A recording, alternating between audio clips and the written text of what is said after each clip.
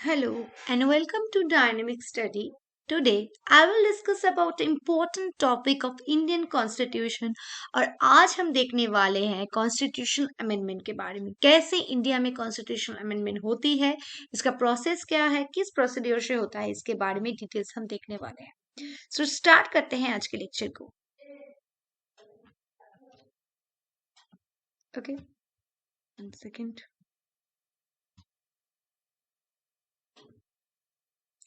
सो आज हम देखते हैं क्या किस तरह से हम कॉन्स्टिट्यूशन अमेंड करते हैं। So the constitution of India also provides for its amendment in order to adjust itself to the changing condition and needs. So हमारे इंडियन कॉन्स्टिट्यूशन को चेंज होना चाहिए क्योंकि क्लाइमेट चेंज होता है, जैसे वैसे ही कॉन्स्टिट्यूशन में चेंज होनी चाहिए क्योंकि परिस्थितियां चेंज होती है। सो इसीलिए कॉन्स्टिट्यूशन को चेंज होना चाहिए। However the procedure laid down for its amendment it's neither easy as Britain और not difficult as USA. So USA का जो कॉन्स्टिट्यूशन है बहुत रिजिड है, उसे हम इजी तरीके से कॉन्स्टिट्यूशन को अमेंडमेंट नहीं कर सकते, लेकिन ब्रिटेन का जो कॉन्स्टिट्यूशन अमेंडमेंट प्रोसीड्यूर है उस जैसा इजी भी नहीं है। सो इंडियन कॉन्स्टिट्यूशन एक मॉडरेट वे है, कभी वो इजी वे में उसे हम अमेंडमेंट कर सकते हैं, कभी उसे इजी वे में नहीं, डिफिकल्ट वे में उसे हम कर सकते हैं। सो इंडियन कॉन्स्टिट्यूशन एक ऐसा प्रोसीड्योर है जिसको हम एक मॉडरेट वे से प्रॉब्लम को सॉल्व कर सकते हैं। ओके, सो हमारा इंडियन कॉन्स्टिट्यूशन वो फ्लेक्सिबल भी नहीं है, नॉट रिजिड भी। वो रिजिड नहीं है यूएसए की तरह, ना ही ब्रिटेन की तरह बहुत फ्लेक्सिबल है। सो एक मॉडरेट वे में काम करता है। Okay, so article 368 in part 20 of the Constitution deals with the powers of the Parliament to amend the Constitution and its procedure. It states that the Parliament to amend the Constitution and its procedure. So Article 368 जो है हमारा article, वहां पर article 20 में क्या बताया गया, कैसे हम पार्लियामेंट के रूल्स के अनुसार, पार्लियामेंट के अनुसार हम पावर्स के अनुसार कैसे हम कॉन्स्टिट्यूशन को अमेंड कर सकते हैं, उसका प्रोसीड्योर क्या है, इसके बारे में 368 आर्टिकल में बताया गया है। इट स्टेट्स दैट, यहाँ पर बताया गया है ये कि that the parliament may in exercise of its constituent power amend by way of addition, variation or repeal any provision of the constitution in accordance with the procedure laid down for the purpose. So यहाँ पर बताया गया है कि parliament के law के अनुसार कैसे हम कॉन्स्टिट्यूशन के अमेंडमेंट करेंगे, कैसे इसे हम प्रोविजंस को चेंज करेंगे, इसके रूल्स रेगुलेशंस को हम कैसे चेंज कर सकते हैं, इसके बारे में कॉन्स्टिट्यूशन अमेंडमेंट बताया गया है। Okay, However, the Parliament cannot amend those provisions which form the basic structure of the Constitution. लेकिन हमारा कॉन्स्टिट्यूशन के सब पार्ट को चेंज कर सकता है, बेसिक स्ट्रक्चर को नहीं। टोटल कॉन्स्टिट्यूशन को वो अमेंड कर सकता है जरूर, लेकिन बेसिक स्ट्रक्चर को नहीं। ओके, सो सुप्रीम कोर्ट के रूल के अनुसार जो 1973 में केशवानंद भारती केस हुआ था, वहां पर बताया गया है कॉन्स्टिट्यूशन को हम चेंज कर सकते हैं, लेकिन सिर्फ बेसिक स्ट्रक्चर को मद्देनजर रखते हैं। बेसिक स्ट्रक्चर को हम कभी भी चेंज नहीं कर सकते। Okay, Okay, the procedure of the amendment of the constitution laid down in article 368 as follows. So 368 में कुछ रूल्स रेगुलेशन के अमेंडमेंट प्रोसीड्यूर्स के बताया गया है, उस हिसाब से हम कॉन्स्टिट्यूशन को अमेंड कर सकते हैं। क्या है? An amendment of the constitution can be initiated only by the introduction of a bill for the purpose of either in house of the parliament, not in the state legislature. अगर हमें constitution को amendment करना होगा तो हमें parliament में, राज्यसभा या लोकसभा, कहीं पर भी उसके एक बिल के हिसाब से हमें उसे कॉन्स्टिट्यूशन असेंबली में इंट्रोड्यूस करना होगा। वो राज्यसभा हो या लोकसभा हो, दोनों ही कक्ष में, किसी भी कक्ष में आप उसे इनिशिएट करना होगा। ओके, इंट्रोडक्शन करना होगा। Okay, the bill can be introduced either by a minister or a private member and does not require period permission of the president. इस बिल को हम क्या कर सकते हैं, एक मिनिस्टर एक इसे इंट्रोड्यूस कर सकते हैं और एक प्राइवेट मेंबर। क्या बोल रहे हैं, तो मतलब कोई मिनिस्टर हो या प्राइवेट मेंबर, कोई भी इसको इंट्रोडक्शन कर सकता है, लेकिन इसके लिए प्रेसिडेंट का कोई पीरियड परमिशन लेने का कोई जरूरत नहीं है। Next, the bill must be passed in each house by special majority, that is majority of the total membership. So एक बिल को पास होने के लिए नॉर्मली 50% मतलब 51% लोगों की सहमति जरूरत है, जो हाउस में उपस्थित है उन लोगों की।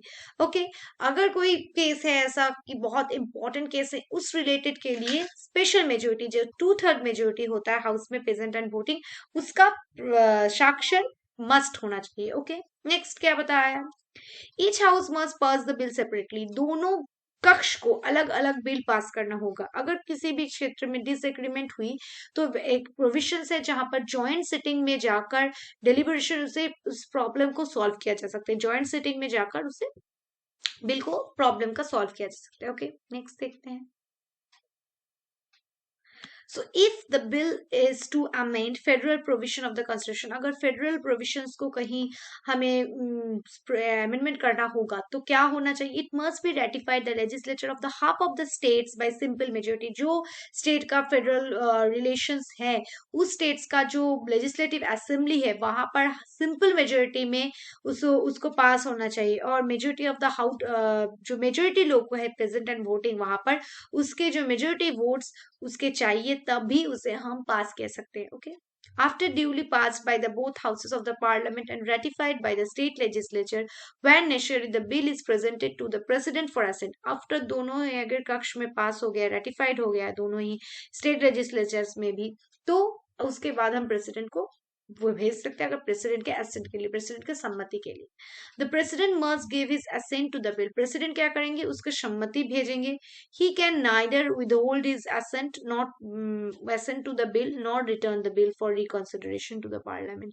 प्रेसिडेंट यहाँ पर असेंट देना मस्ट है, वो बिल को हटा नहीं सकते या रिकॉन्सिडरेशन के लिए पार्लियामेंट को रिटर्न नहीं कर सकते। ओके, उनको मस्टली साइन करना होगा। आफ्टर द प्रेसिडेंट असेंट, अगर प्रेसिडेंट के असेंट के बाद the bill becomes an act, उसके बाद जो बिल है वो एक्ट में एक्ट बन जाता है। ओके, कॉन्स्टिट्यूशन एक्ट में the constitution stands the amend in accordance with the act, तब वो उसे हम कहते हैं कॉन्स्टिट्यूशन अमेंडमेंट एक्ट। ओके, 3 वे हैं जिस तरह से हम कॉन्स्टिट्यूशन का अमेंडमेंट कर सकते हैं।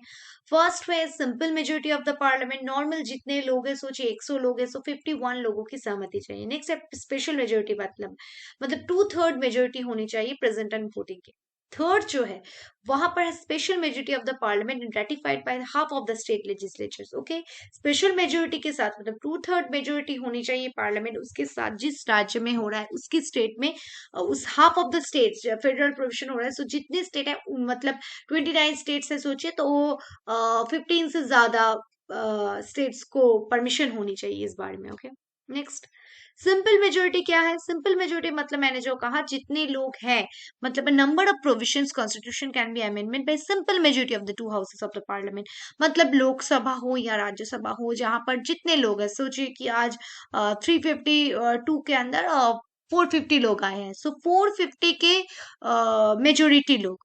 ओके, यहाँ पर मतलब 50% से ज्यादा 51% लोगों को वहां पर साइन करना होगा, इस बिल को सपोर्ट करना होगा, तभी वो सिंपल मेजोरिटी से पास हो पाएंगे।